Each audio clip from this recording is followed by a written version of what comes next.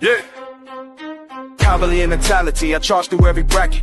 King on the court, LeBron legacy in my fabric. Ground when I'm grinding, dog pound in the trenches. Guardian at the gate, protecting all my riches. Cavs in my veins, championship parade route. Browns in the mud, fourth quarter, never doubt. Guardians of tradition, progressive feel my temple. Training like I'm drafted, work ethic monumental. In the zone, can't stop my ascension in the zone. Discipline my weapon in the zone. Greatness by intention in the zone. This my resurrection in the soul.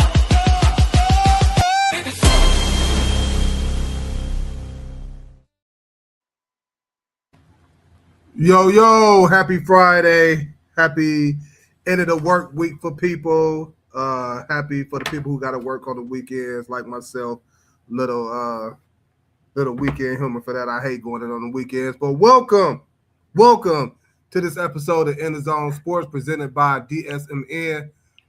Sponsored by Blair Reaper Barbering. Happy Friday again. Appreciate everybody that's tuning in on YouTube. Don't forget to hit that subscribe button at EnDaZone Sports.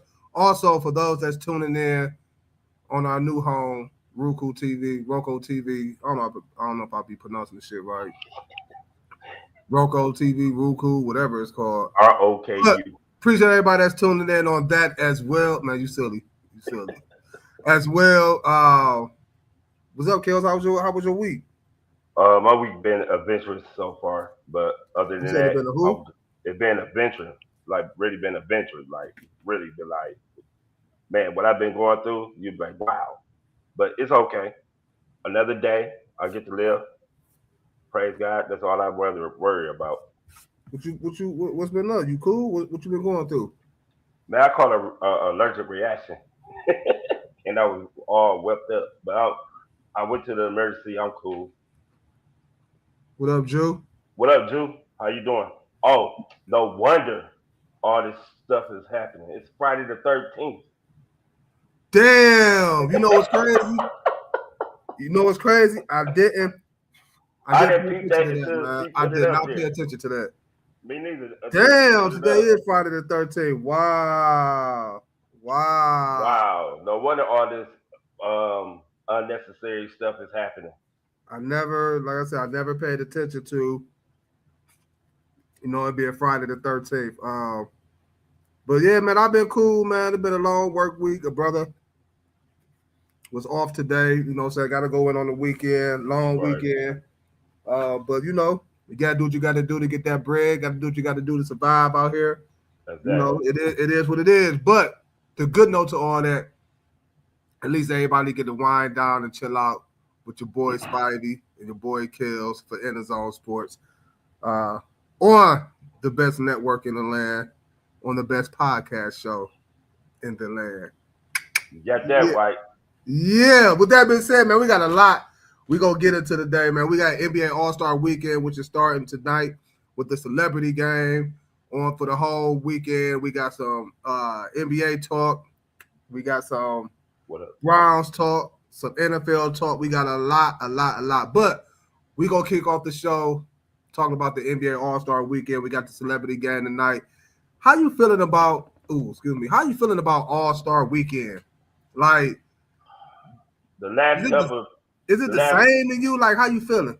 It's not even exciting like it used to be. From the celebrity games to what up, JD? What up, JD? To the 3-point shootout, to the slam dunk contest, even to the skills game. This year, it don't seem like it means anything. It's just there, because they don't have any type of known name in the dunk contest. I'm looking forward to the 3-point shootout. That's what I'm looking for. I'm looking to see who will win the 3-point shootout instead of watching the dunk contest. So that's how I feel about it. I might still watch it because I'm a basketball fan, but I'm really not excited about it. Yeah, the excitement has came and went for the NBA and All-Star Weekend, kind of like the NFL and the Pro Bowl. It just shit is just not allergic reaction. Happy you doing all right? That's JD. What's up, JD? You been MIA. It just ain't the same. You know what I'm saying? Like NBA All-Star Weekend, like you said, and that reason being these players not taking it serious. You know, the All-Star Weekend itself is just like it's just a bunch of people come together just to be kicking it for real, for real. Like the Right. game didn't even matter. Friday night, the celebrity game, that'd be the funniest to me because depending on who the coach is and the players they got in there, they make the game cool. Like you said, the slam dunk contest. I don't even know who win it this year. The only person The I know is 3-point contest might be the best event of the weekend. it's going to be because I'm very interested to see how Dame will shoot on a messed up leg. That's crazy to have Dame in the 3-point shootout and he ain't been playing all doggone season, man. That's crazy. You see why I'm not thrilled about All Star Weekend. They got to get a dude who hasn't played in a year and a half to shoot threes. They You could say have put what? Sam Merrill in there. Why they ain't put Sam Merrill in there? Hey, the way he shot the ball the other night, I don't understand why he ain't in it either. But it is what it is. But again, the celebrity game starts tonight. On to the dunk contest Saturday, on to the game Sunday. But while we talking about All-Star Weekend and the game that's happening Sunday, what is it?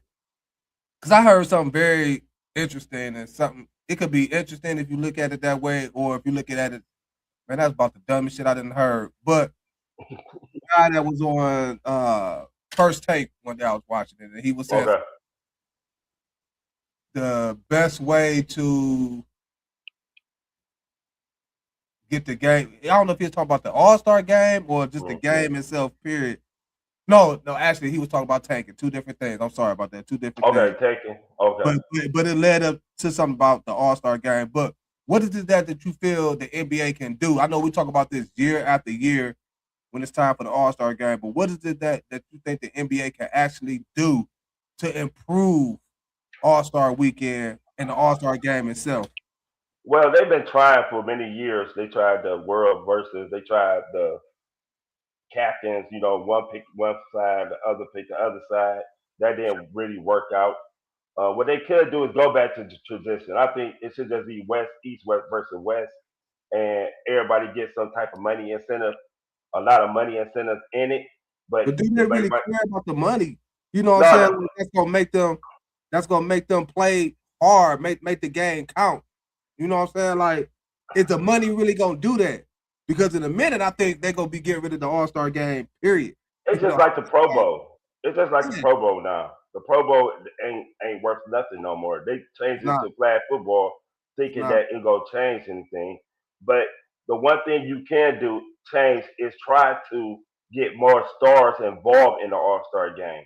Try to get somebody like Anthony Edwards to dunk to be Are you in talking the about dunk the contest. dunk contest, not the Yeah, actual game itself, right? the Okay. actual game is gonna be what it's gonna be. They gonna play the game. Ain't no more seriousness to the game. These But that's what I'm saying. Like you just said, they done tried a lot of things. Like, yes. I'm just trying to figure out, like, but what else can they do? You know what I'm saying, to make this game back interesting to how it was. Like, Okay. because I the got it. product they putting out I there now is just not good enough, man. And like you said, it's turning into like how the Pro Bowl is in the NFL, and we see where they at now to the point they playing flag football. right, which don't mean nothing. I think you probably can do like I I really it's just mind boggling that these players nowadays ain't playing like the players back in the day. Back in the day, players they did goof around, but when it came down to winning, Take they it started serious. playing defense. They Right. start playing seriously. They got all the highlights reels, dunking off the free, shooting half court, and then when it came down to the third or fourth quarter, Kobe and Mike and LeBron and them was playing real hard. These kids nowadays, I'm gonna call them kids, but these grown men, sorry, these grown men now is too spoiled. They got their money and they don't want to fight for what they want. The only thing I can say is this: if whoever win the All Star game get $3 million a piece. I mean, some outrageous, Mm, only for them to start playing. Because the one thing I bet that everybody want is that $3 million bonus because people love money.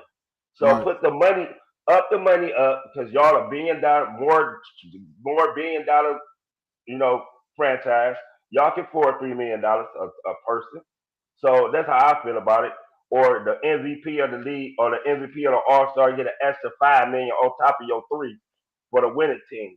So it's some things that they gotta implement. First off, they gotta stop getting these players who don't want to come. That's the first thing. Stop voting on people like Giannis. I mean, even though Giannis will play, but if they don't want to play in the All Star games, start getting these kids that hungry. I bet Sam Murray would be able. I agree. Sam Murray would probably have been happy as heck to be making his first All Star game. I'll just make an example. No, So, I hear what you're saying. so I feel is that they got to give them more incentive. $5 million here, $5 million. Come play ball. Play like y'all want to play, or start fighting them. You know. It's very interesting you mentioned a player like Giannis, some of these foreigners, because they had an interview with Kevin Durant I was watching, and he made the statement, they talk about how boring, these weren't his exact words, but it was somewhat on this path of what he was saying. They talk about how the NBA All-Star game has turned out to be nobody taking it serious, nobody is playing the game hard. They just out there just to be, running up and down the court, let everybody get a flashy dunk off here and there, shoot threes here and there. And he said it seemed like all the ridicule is going towards the American players and not some of these foreigners. He brought up the Joker name. He brought up Luka's name and how lazy they be playing as well, shooting half-court shots and not hustling for loose balls and rebounds or whatever it is it may be that they do. Okay. Do you agree with that statement as far as like it's just not the American like the American players should not be the only ones that's receiving the backlash of the NBA All-Star game not being as competitive as it is? Well, I can say this. Most time it's more Americans on the NBA All-Star team than Euros. You got the Giannis and you got the Joker. Maybe you get a Wemby, right? Wemby. But there's more Americans on the team. Luka, Giannis, Wemby, Shea. Shea, Joker. That's it. On the West. Embiid, you got Embiid. Well, Embiid have not been playing. I'm just naming. So. Okay, you only go by the example of your leader of your team, right? So if your leader of your team ain't playing hard, what you gonna do? You go act up and you go joke up. I really think the Euros, I want to say the Euros, if they play, they gonna play hard because they have an incentive to beat the Americans in anything they want to. And that maybe it should be the United States against the Euros. But can you? I think they were talking about that 1 year, or they trying to make that happen. But they was talking about it.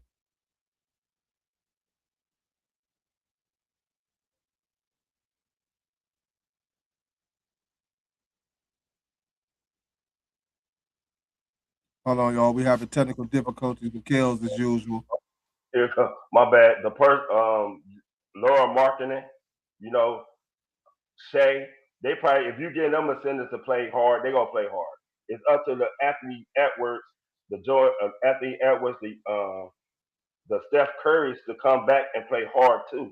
So I'm looking forward to see Euro against the USA. They can start that. They can do that and see where that goes. Yeah, I don't know what it is they need to do. Like I said, in a minute, at the rate the NBA All-Star game is going, I think it's going to eventually end just like the NFL where they play flag football. It's just going to be, I don't know, layup drills, layup line drills. I don't know, man. But I do agree with maybe it's about time to just start getting some of these young cats that's hungry. Some of these D-League players, some of these rookies coming in that's looking to make a name for themselves, looking to get that big payday eventually. Like throw them in an All-Star game, like dunk contests. Go get some of these dudes off the streets. You know what I'm saying? Like Rucker Park, New York, or some of these other slam dunk shows I be watching. Like go get some of them, man, and put them in the All-Star game and dunk contests. I think that'll get more people to watch. But other than that, I don't know what the NBA can do. I don't know what they should do. It seems like in my eyes, they done tried to do everything they can to make the All-Star game back interesting, but it just ain't working. I think these players just looking at it as a break. If they select it, they go do what they do. But nevertheless, excuse me, it started tonight with this well, damn, getting with the celebrity game on to Saturday, the dunk contest, 3-point shootout, skills challenge, and then Sunday will be the big game. But yeah, I'm kind of with y'all. Like, um, I forgot the doggone All Star game started it's today. okay, but am I like, oh, something I gotta watch? No, but I Mm-mm. want to watch it just because it's part of the nature of what we do, part of the business of what we do, and we do have to talk about it and report it. So that may be Right. the only reason why so I'm watching the NBA All Star. But I'm with a lot of people. It's just very not interesting to me anymore. We gonna keep it in the NBA, and I was asked two questions that I Okay. said, you know what, I'm gonna bring that up on the show Friday and Mm. see how Kels feel and Okay. get his opinion on this too, because I thought about it long and hard, and we gonna talk about it when we come back from this short break. Uh, yeah, I'm gonna see what y'all think. This is a very interesting list. Let's see. But just No. to give y'all a little time to think about it, it's gonna be the all-time game 7. Who would you want having a final possession? Oh, okay. Who would you want having a final possession? We're Okay. gonna get it. We're gonna get to that real quick right after this quick break. From Leia's Travels. We'll see y'all in a minute. Hi, my name is Talia and I am a travel advisor. And I just wanted to come on here and give you a couple quick tips about working with a travel advisor. So, the biggest question that everyone always has is how much does it cost to work with a travel advisor? It doesn't cost you anything. Working with a travel advisor is free. Traveling is already expensive as it is, so you don't have to worry about coming out of your pocket for extra money to pay for a travel advisor. We get paid in other ways, so you don't have to worry about that. 2, a lot of people think it's easier for them to just plan their own trips, which may be true. But we have access to different deals and perks that are not available to the public, so it makes it a little bit better to work with a travel advisor. You'll get more bang for your buck. And 3, if you're not a planner, then working with a travel advisor will probably be the best thing that you can do for yourself. I can help you create an entire itinerary that will make your trip very smooth. And don't worry, I can help you book whatever kind of trip you desire. Whether that's vacations, staycations, international travel, cruises, anything, you name it. I'm going to put all of my information right here so you don't have to worry about getting in contact with me. So what are you waiting for? Contact me so I can help you book your dream vacation.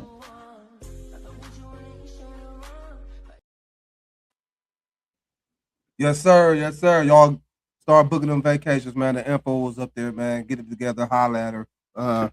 She'll hook you up, get you what you need. Before we went on that break, I told y'all what the next thing was going to be talking about. Who would you take all time in a game 7 final possession in the NBA? Now the players. Now I was asked this question, Okay. thought about it. I said, yeah, I get my answer Friday after I really think and assess some things. And I would love to hear your opinion on this. I would Okay. love to hear it. So game 7, final possession all time. Who would you take? Would it be LeBron, Okay. Kobe, Okay. Steph, Okay. KD, Okay. or Nikola Jokic, the Joker? Out of them. Notice, and before anybody say anything, no, I did not have Mike in there. Why? Right. Because let the Mike lovers say he never Right. been to a game 7, so I'm not even going to include him in that or go down that road. So I was asked a question. I want to hear your answer first, and then I'll give you my answer. Who would you have? Who would you take? I would take Kobe. I would take Kobe. Ooh, okay. The only reason it was between Kobe, it was between Kobe and the Joker, but the Joker has not made many game winning shots. Kobe is fearless, Oh no so no no he'll. no no no no no. I asked in a okay. Well, if that's how you gonna put it in your opinion, your aspect Yeah. of I asked like in the game 7 final possession. Oh, Kobe. Who you want Kobe. the ball in their hands? Okay. No, I'm Kobe. just saying because you said the Joker ain't really hit no game Right. winners All right, in so Kobe. the playoff. Kobe. Okay. Kobe, because of he has done it. He's fearless. He has no shame in taking that big winning shot. The difference between him and LeBron is LeBron will make make the right play. That's the only thing. Shooting. LeBron is not shooting over three people. When Ooh, oh, look at her. Look at her. Hey, Donna. Look. LeBron, She's sticking next to her, man. He say Kobe, she gonna say Kobe. Hey, this brother, no, I like it. I like it. I like it. hey, I like it. but no, but Kobe will take the shot. LeBron will make the better basketball play. Mm. And Steph, I saw Steph shoot some crucial shots and he missed. So Steph is not clutch to me. Yeah, Steph definitely, especially against the Cavs, have had some dreadful fourth quarters, like close games or games on the line. As good as a shooter he is, too. Yeah, That's crazy.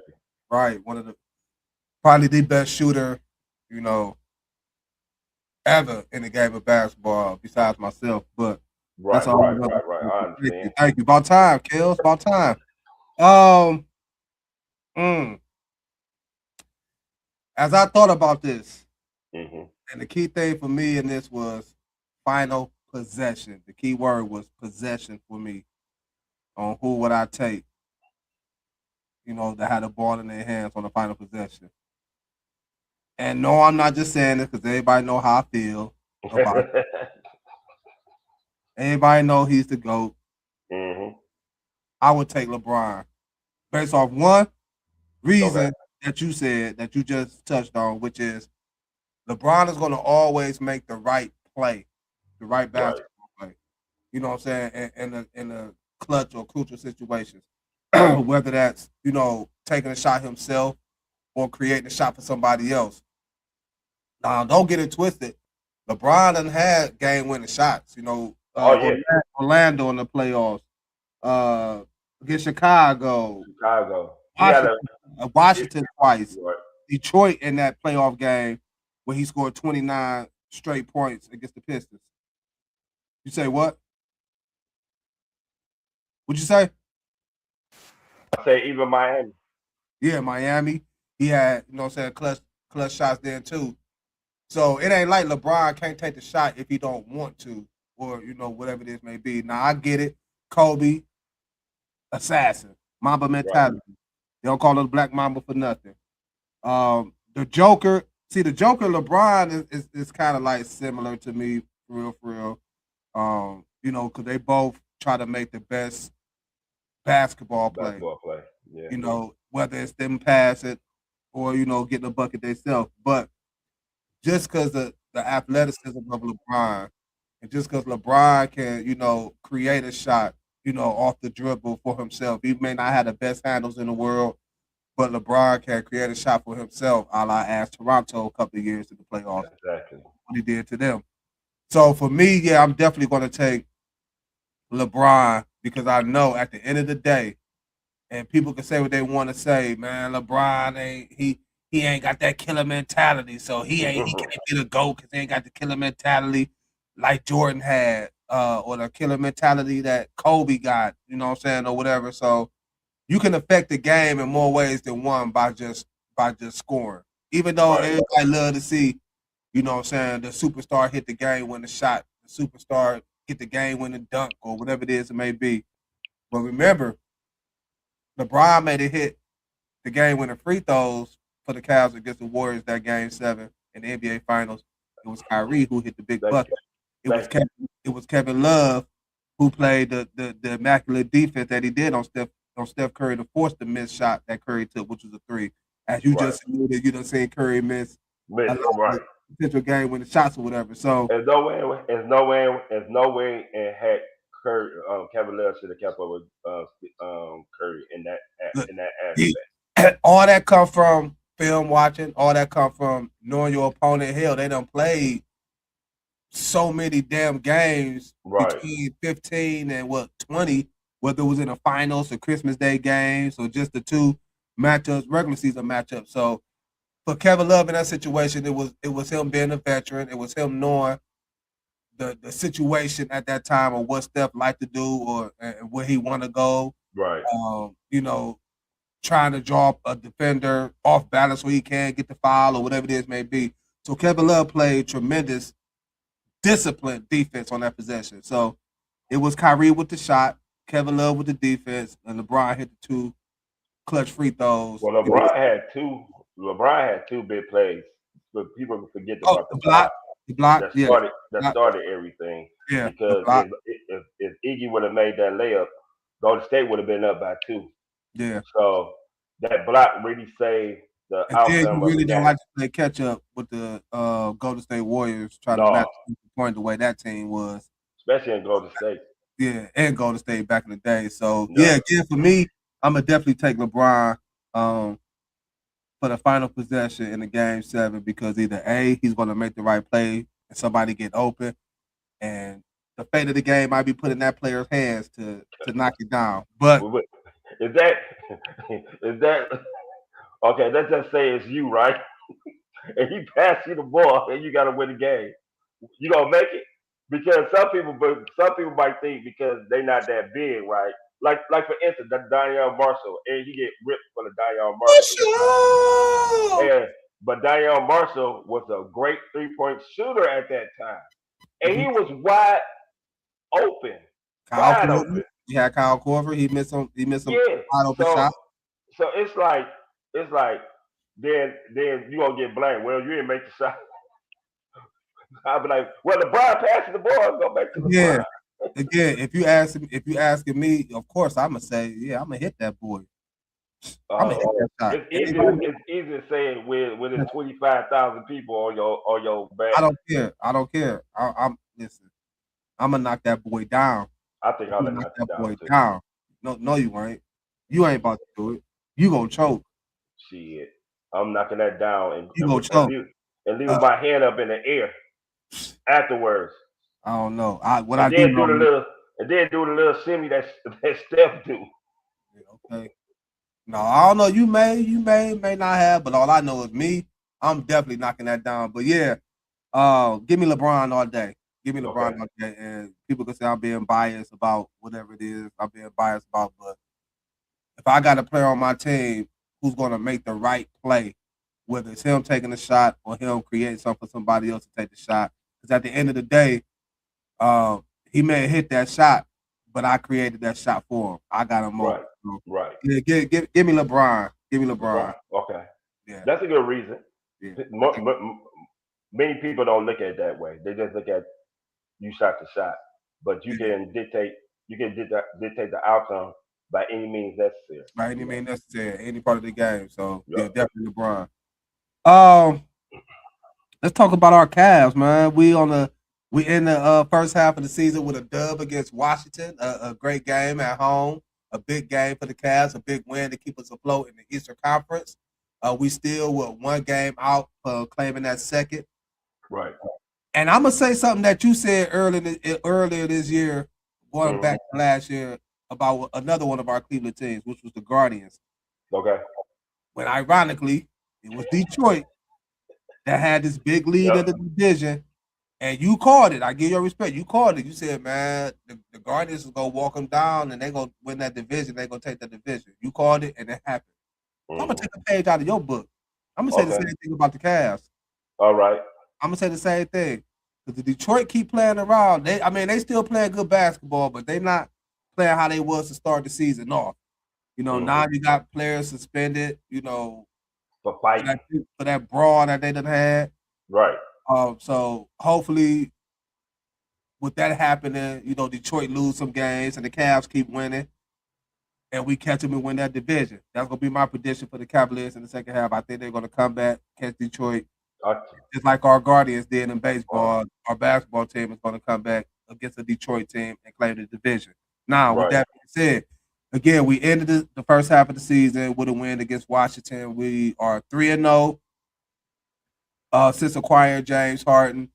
Since December 29th, we had the best record in the NBA at 12-1 with that win against Washington, 12-1. Best record in the NBA since December 29th.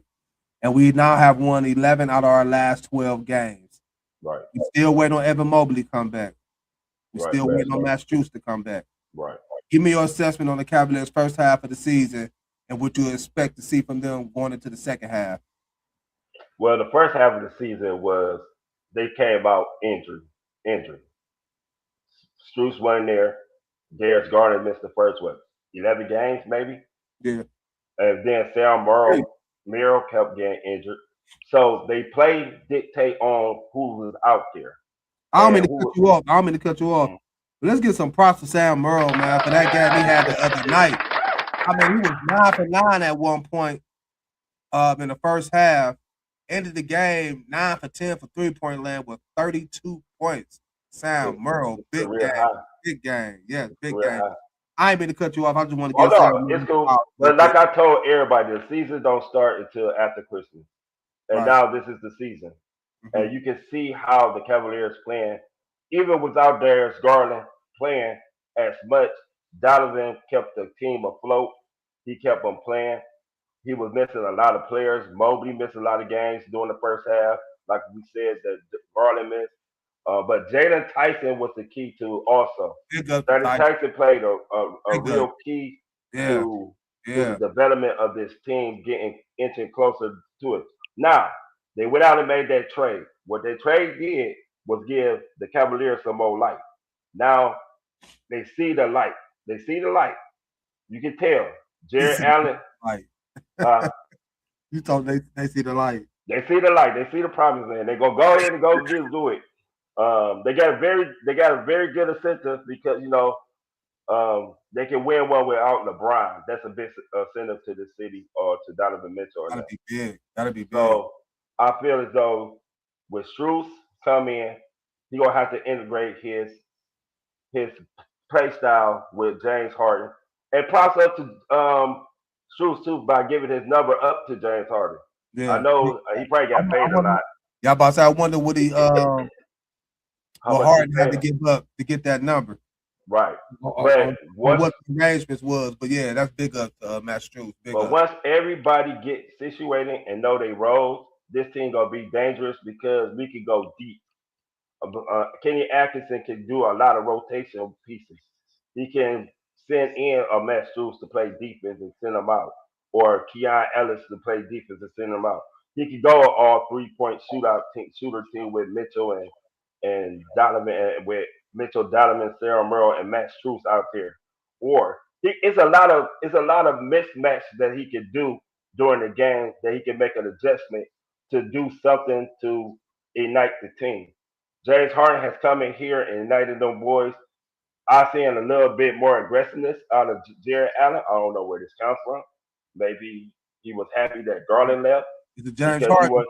You know how he was saying, look at what he did with Zubac the past couple of years with the Clippers, and prior to that, he done had Capella, he done had Embiid. So it's the James Harden effect with the big. But what I say again, and I always gonna say this: you feed your big man, the big man will play better defense, and they will rebound the ball more because they feeling the ball, they touching the ball.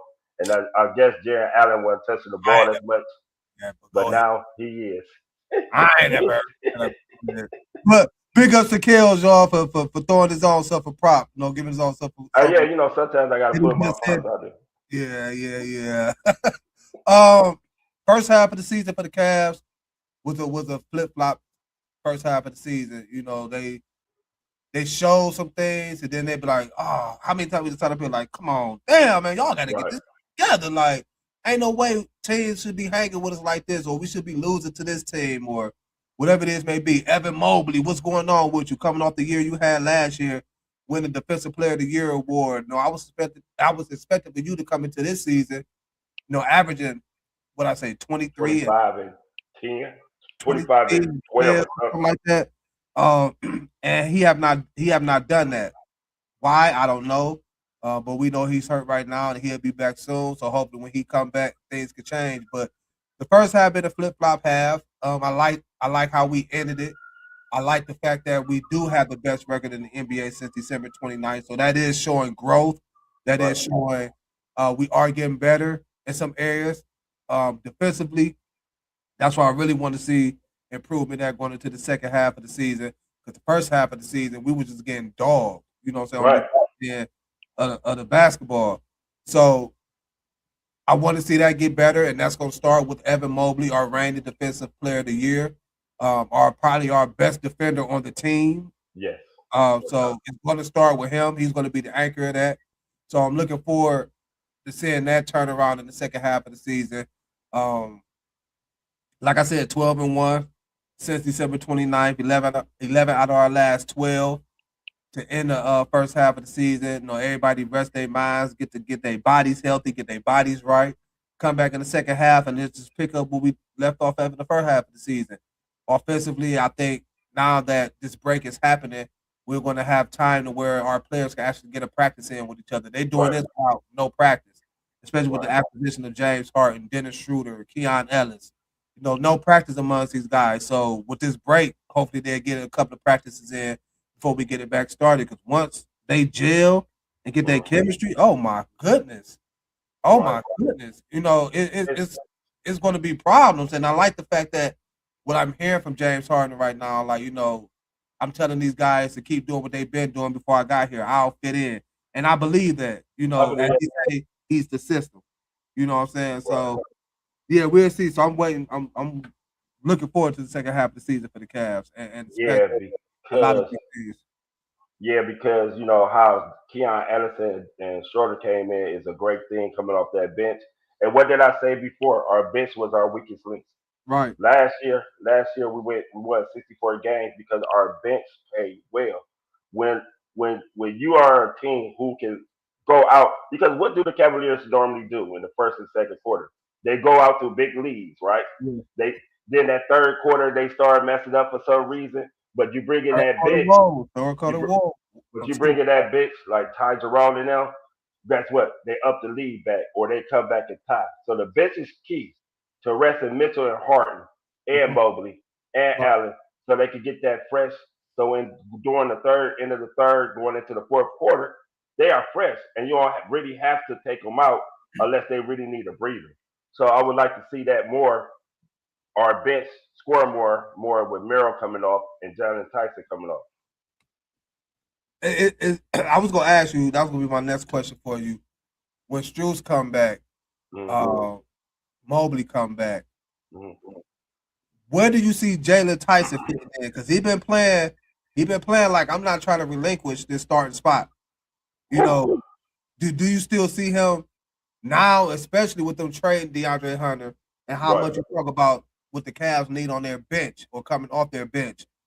Do you see Jalen Tyson remaining a starter, or do you see them moving him to the bench in favor for a Matt Strus? Because when Evan Mobley come back, you know you have Allen at the 5, Mobley at the 4, Spider at the 2, Harden at the point. It's gonna be that. It's gonna be that 3. So do you see Jalen Tyson keeping that spot, or do you see them moving him to the bench and letting Matt Strus get the start? Me, I would just go ahead and leave Tyson alone at that spot because really Tyson is not going to be that person you have at the end of the game. The only way you're going to have him at the end of the game is if he playing defense. You need a defensive stop or anything like that. Because when Matt Strus has been known to knock down shots. So Matt Strus going to be the finisher. I see that. Matt Strus going to be the finisher. You just keep it as is. It's a winning combination. Let everybody gel. Let Strus come off the bench with Merle and Schroeder and Keon Ellison. And guess what? That lineup is a 3-point shooting type of lineup.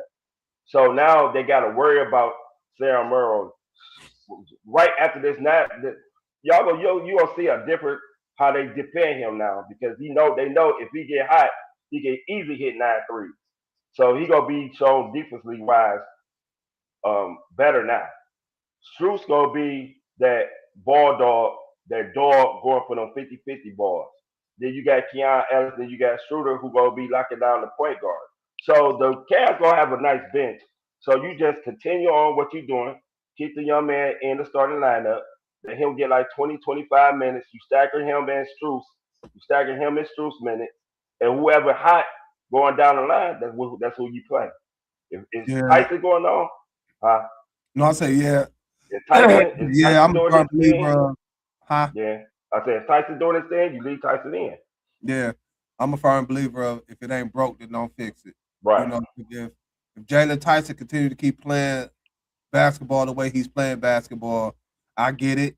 You know, Matt Strus is the veteran of the two. Matt Strus may have more experience, but Matt Strus haven't played this season so far. At all. Jalen Tyson at all. Jalen Tyson have, and the young man been showing his growth. He been showing his improvement. He been showing, you know, he feel like he belong out there with the starting five, and I give him all the kudos in the world. He's assisting the ball. He's rebounding the ball. He's scoring. He's one of our best 3-point shooters. He's averaging 2 3 pointers made a game, 2 to 3 3-pointers made a game. And he's playing good defense. Yes, His defense is not shabby either. He's playing good defense. So yeah, I would keep Jalen Tyson in there as a starter at the three spot, and bring Matt Strus off the bench along with Ellis and Schroeder and Thomas Bryant, who's playing good basketball. Sam Merrill, who's playing good basketball as of late. Great game to end the first half of the season. So yeah, I'm definitely keeping Jalen Tyson there at that 3 and bringing in Matt Strus off the bench. So that go ahead. gives the Kenny Atkinson some type of players to work with. Yeah. You know, so that's a good thing that the Cavaliers are deep. They don't have to really run Mitchell or Harden in the ground like that because you got a Schroeder and you got an Ellis and you got a Murray. So they can stack them. They can play them for like 30 minutes, depending on how the regular season game going or how the flow of the game is going. So with that, when Mobley come back, I'm gonna be interested to see how Mobley gonna integrate his game with James Harden. If they're gonna use Mobley more on the pick and roll, or they're gonna use Allen on more of the pick and roll. I see a combination of both. You know, Okay. especially when Allen go to the bench, and then Mobley is in at that 5. I think while Mobley playing the 4, you may see, and I hope this don't happen, man, because I want to see Evan Mobley, you know what I'm saying, bang down low, but I hope it don't happen to where if they're both in the game, they come to pick and roll with Jared Allen, Evan Mobley become that corner stretch forward 3-point Like shooter. Kevin Love. Yeah, like Kevin Love. I don't want to see that. I hope that don't happen. But you know, I just want Evan Mobley. He's going to be a big key to this as well. I just want Evan Mobley to come out and really establish his dominance the second half of the season for the Cavaliers on both sides of the ball, on the offensive side and on the defensive side of the basketball. Let's get back to what he was doing last year that enabled him to get Defensive Player of the Year award. So let's go, Cavs. Good way to end the first half of the season. Get y'all rest, get y'all health together, come back second half of the season, and let's make that run and get To the the championship. the division, snatch the division away from the Detroit Pistons like the Guardians did. That'd be beat the funny. Tigers. So yeah, that would be funny. That'd be damn funny. We're gonna take one more quick break, and we're gonna be right back with y'all. When we come back, get something else to think about. We're gonna talk some NFL, some of the Browns' worst first round picks in the last 2 decades, NFL free agency, and should the Seahawks be favored to win it all again next year? We'll be back to EnDaZone Sports presented by DSMN, sponsored by Black Reaper Barber. See y'all in about 30. What's good, y'all? It's your boy Spivey. Reminding y'all to tune in every Monday and Friday, 7 p.m. to EnDaZone Sports on DSMN Network. That's the Davis Spivey Media Network. Also available on YouTube at EnDaZone Sports. Come kick it with the crew as we talk, debate about what's going on in the world of sports today, plus more. So again, that's 7 p.m. Mondays and Fridays on DSN Network. That's the Davis Spivey Media Network. Also available on YouTube. Come get in the zone with your boy. See y'all Monday, 7 p.m. Peace. Yeah, you know the drill.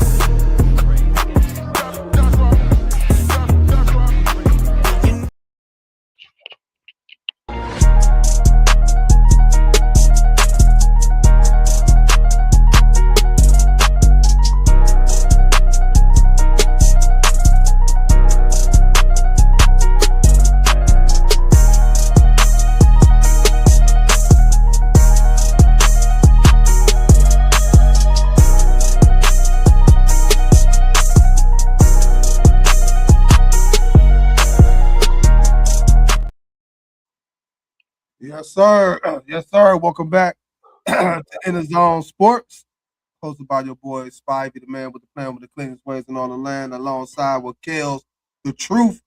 What up? Yes. And again, appreciate everybody that's tuning in on the DSMN network, and also those that's tuning in on YouTube. Don't forget to hit that subscribe button to the YouTube channel. And if you haven't, download the DSMN network into your Roku TV today. Let's And do get it. more of this every Mondays and Fridays, 7 p.m. Let's talk some football, man. We're going to start off with the Cleveland Browns. This is another question. Okay. Somebody proposed to me. And again, I said, I'm going to talk about it and bring it up Friday. I'm a name 5 players. Okay. You can rank them or whatever you put them at. The top 5 worst Browns first round draft picks last 2 decades, meaning 20 years. It's been a lot. This was their top 5. Their top 5. Okay. I got mine in order, but I'm just gonna get it names. I'm gonna see what do you put yours in. You got Trent Richardson. Okay. Brady Quinn. Okay. Brandon Weeden. Damn, 2 quarterbacks. Okay. Justin Gilbert. Ooh. And Johnny Manziel. Damn, it was 3 damn quarterbacks in there. All right, I'm gonna rank them. The first yours. dumb pick will be Justin Gilbert. Ooh, We picked him at number 4. 1? Oh, you said who? Justin Gilbert. You said you put Justin Gilbert on there, right? Yeah. So Justin Gilbert. At number 5, you got Justin Gilbert, or number 1, you got Justin Gilbert. Are we going for 5 to 1 or 1 to 5? I mean, you tell me. This is you. I'm going 1 to 5. 5 to 1. You going to 1? I'm getting my 1 out the way. Okay, yeah, so he was so terrible. Your worst. Yeah, he was so terrible. Drafted number 4. He didn't even play for the Browns. You ain't heard Justin Gilbert's name. And ironically, that was the 2 picks we had with Johnny Manziel in 2014. That's crazy. So my number 2 second pick is Johnny Manziel. What did he do for us? But party and get in trouble. The dude ain't even study his playbook. He had they had on his iPad the time he studied his book. It was 0. He studied 0.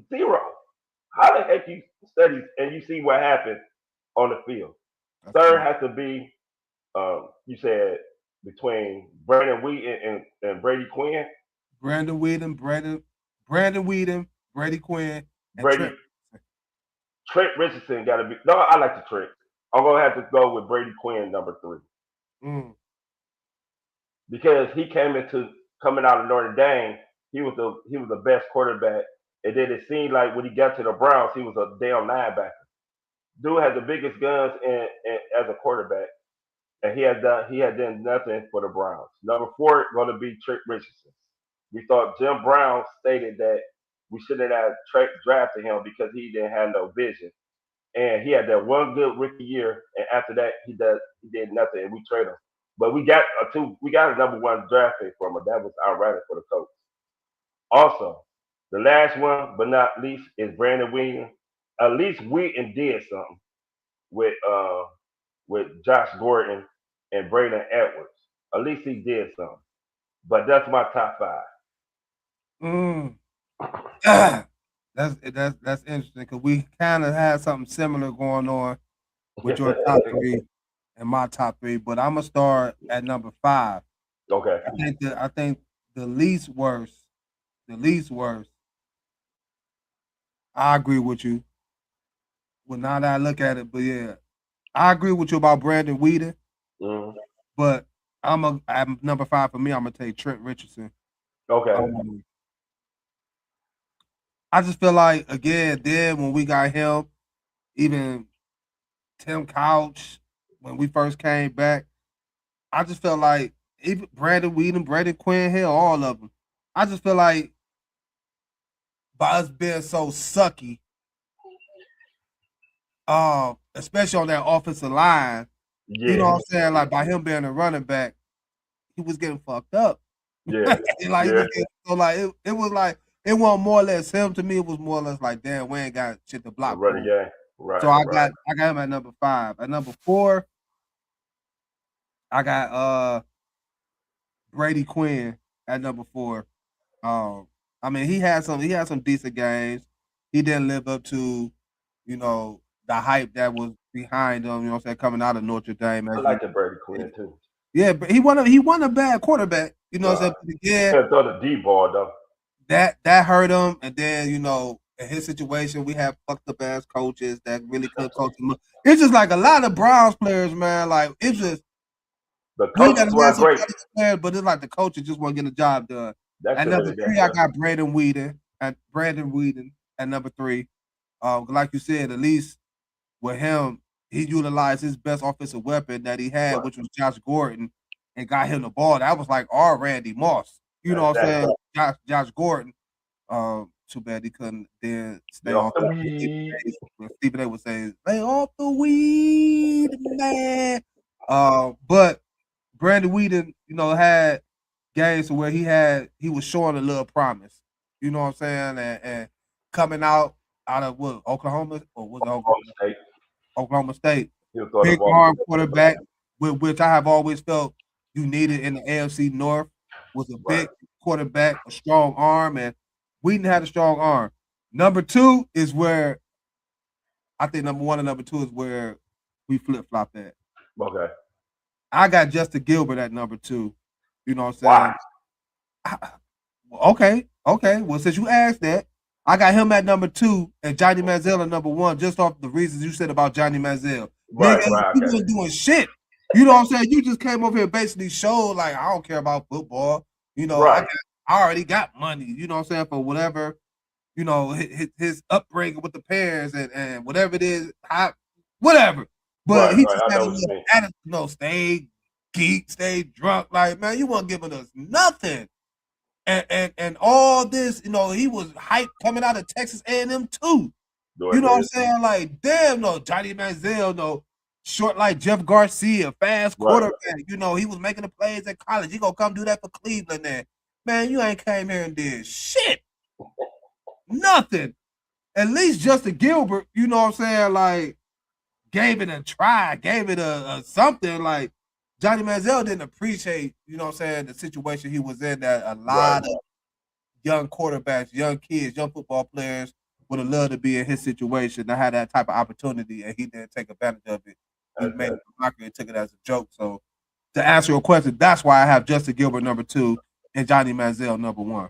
Well, they both sucked, so it doesn't matter. They can be number 1. But yeah, Johnny Manziel was just on some whole other trash. Yeah. In Las Vegas, the gambling, and he got a game. That's crazy.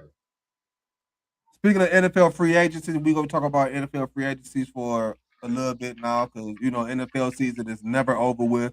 No. Got the draft coming up soon, free agency coming up soon. But I'm going to talk about a couple of free agents, and you may have one yourself you want to talk about before we get up out of here. I'm going to name a couple of free agents, and you tell me what team can they go to or who you think they can go to make that team a Super Bowl winning team based off what you saw for them this year, playoff teams, whatever. A.J. Brown, what teams can you see him going to that'll make them instant Super Bowl? Okay, they about to get there to win it. I got one team I have is Buffalo. Okay. I think him with Josh Allen to be something great. He will be the main target over there. He don't have to be worried about a Saquon Barkley situation or Jalen Hurts situation because even though Josh Allen liked to run the football, he still, we don't see Josh Allen air that boy out. Yeah. I got the New England Patriots. You know what I'm saying? Get Drake May, a big wide receiver target. No knock to Keyshawn Booty, Stephon Diggs, but he don't have that. He don't have that dog out there that I feel like, you know what I'm saying, that can help them. And then the Denver Broncos. Much as I like Cortland Sutton, Franklin has some good games. Marvin Mills Jr. A specialist, but I think Bo Nix need that outside dog receiver to go along with that defense. So for me, yeah, A.J. Brown, Buffalo, New England, Denver. That's one of them. What you think? I think that were a great start teams to go to because each of them will have a great quarterback, which that what A.J. Brown won't. and AJ Brown will be the primary receiver on each of those teams. So that's a great fit for him to go to those teams. That'll instantly make them. Yeah, The they Super going Bowl contender. like New England. They just Especially lost the Super Buffalo. Bowl. Yeah, Buffalo finally. But I mean, Buffalo, he will help on the offensive side, but I think Buffalo is missing something on the defensive side. Well, this year they missed on the defensive side. Go ahead. Which brings me to the second player on my Okay. list that could probably make a couple of teams instant Super Bowl participants. Okay. Trey Hendrickson from Okay. Cincinnati. All I feel like and Buffalo is a Yes. team. Yes. You know what I'm saying? Him Buffalo and Bosa Bills would be is another something else. thing. Yeah. Buffalo could add him on that defense. They add a guy who could get to the quarterback, add a guy who could pressure the football, gotta help Milano and Espinoza and that back end for Buffalo. I think Trey Hendrickson could go to Buffalo and instantly make them a Super Bowl appearing team next season. Yeah, that's Trey Hicks can go. He could go to the Rams. The Rams might need a DN. The Rams, but his best fit will be Buffalo. I think his best fit will be up there with Buffalo with Bosa. So they got cap money, so they better go out and do something with it. Get a wide receiver and get another defensive end, and Right. Buffalo will be right in there. Right. Give me one. Out of the free agency, what about Jawan Jennings? I think Jawan Jennings would be. You don't think Jawan Jennings would help anybody? I don't think he could help a team, but I don't think you add Juwan Jennings to a team that was in the playoffs this year and say you plug him in there, they going to the Super Bowl. I don't think he's that type of player. But he can always help depending on you looking at a third down receiver. Okay. He could contribute, but I don't look at Juwan Jennings as being that player like damn, you plug him in on Houston, they going to the Super Bowl. Or you plug him in on New England, they going to the Super Bowl. Or Buffalo, they going to the Super Bowl. Or the Chargers, you plug him in, they going to the Super Bowl. I don't see him as being that type of impact player. So Well, he could go over. I can see him helping teams get there, helping them. But I see you saying like a bona fide person who put them over the who top. can you see him going to that will help them get to the Super Bowl? That he'll be that guy to help them get to the Super Bowl. I think Jawan Jennings is a good player. I think with a talented quarterback, he can help. But I can see why. I can see that it's not. I can see you got a compelling argument. He's not that type of person who can be a dog like AJ Brown or anybody like that, but he can help them on third down conversions, which was he's great with Brock Purdy. He can also give another wide receiver who already there some help to like Denver, for instance. He can help Cortland Sutton out like that part of the game. Another person I'll probably say Breece Hall. Y'all was about to say Breece Hall. Breece Hall. But see, this team that really need him is what didn't make the playoffs last year. That's Kansas City. Kansas City need a running back. I think Kansas City one of those different teams to where that could be like an honorable mention team because we know, but then again, ain't no telling how long Patty will be out. Right. But let's just say if Patty was healthy, I would probably say Kansas City could be that honorable mention team because we see what they done did this season or past season without really a strong running game. They tried to rely on Carlos Hilaire, dude that they drafted, Kareem Hunt, Isaiah Pacheco. You know what I'm saying? But it was mostly like Patty through the air with whatever receiver he had out there, whether it was Tyreek Hill before he departed and went to Miami or Kelsey, Rasheed Rice now, and Rasheed Rice might be out. Yeah, so if that team was healthy, especially with Patty Mahomes going to that season, I'd be like, yeah, they could be an honorable mention team with Breece Hall. You got him on that team. They Super Bowl bound. What about Denver? because J.K. Dobbins is a free agent. Denver would be nice. I like R.J. Harvey. J.K. Dobbins is a good running back, but if you can add a talent like Brees Hall on that team, I think you can plug them in there and be like, okay, along with that defense, yeah. Then, they could go without an A.J. Brown. Then they could rely on Cortland Sutton. You know what I'm saying? Right, because they got that running game. And he could catch the ball out the backfield, not taking nothing away, because R.J. Harvey can as well. Yeah. But, Brees Hall would definitely have Denver looked at as, okay, they went to the AFC Championship last year. Mm.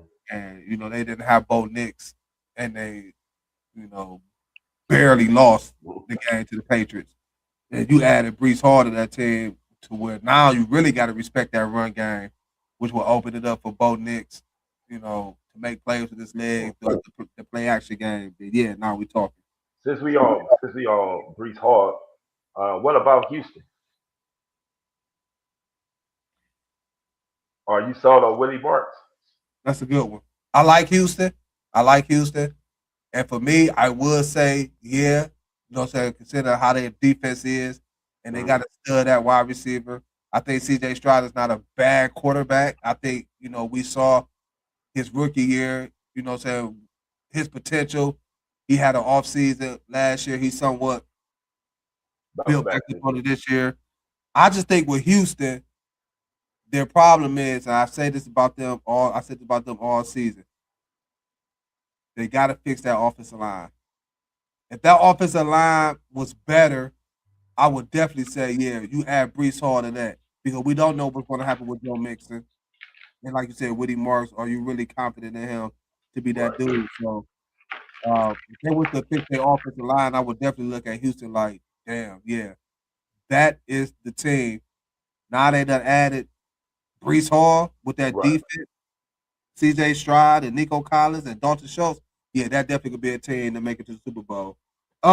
Speaking of Super Bowl, so that was the NFL free agency. A couple of guys this week. Again, we're going to continue to talk about more free agents as free agency come, and as the NFL draft comes. So make sure y'all still stay tuned for that.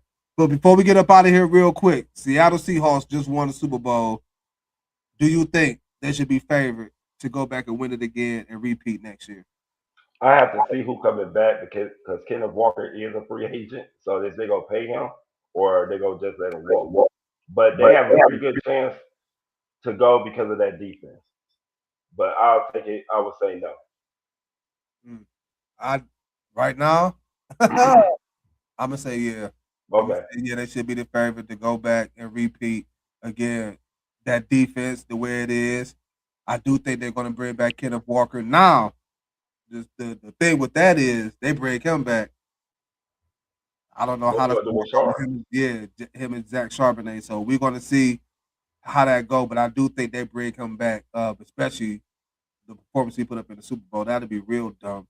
Right. It's a great defense at that for them to get rid of them. So Jackson Smith-Njigba not going nowhere. Sam Darnold, he's not going nowhere. He's there.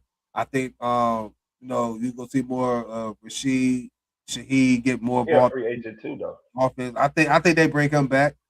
They bring him back as well. So yeah, Seattle definitely should be favored to go back and win it next year, even though it's tough. Right. But the way that defense is and where that offense is and how they play and how focused they is, I can see them definitely being the team to get back to that Super Bowl and maybe winning it. So yeah, they should be the favorite right now. They are the defending champions. Appreciate everybody for tuning in on this Good Friday of EnDaZone Sports, man. I appreciate everybody that tuned in on YouTube. Don't forget to hit that subscribe channel on the YouTube page at EnDaZone Sports. And again, if you haven't already, which quite a few of y'all have, and I greatly appreciate y'all. But if you haven't, download the DSMN app onto your Roku TV today and catch EnDaZone Sports every Monday and Friday, 7 p.m. with myself and Fakels. Y'all stay safe. Y'all have a blessed weekend. Stay positive. Stay productive. All negative, as Kel say, we don't bring it our way, man. Y'all stay safe, man. We gonna get y'all Monday, same time, same place, 7 o'clock. Kels, get well, dog. Deuces. Deuces. Yeah.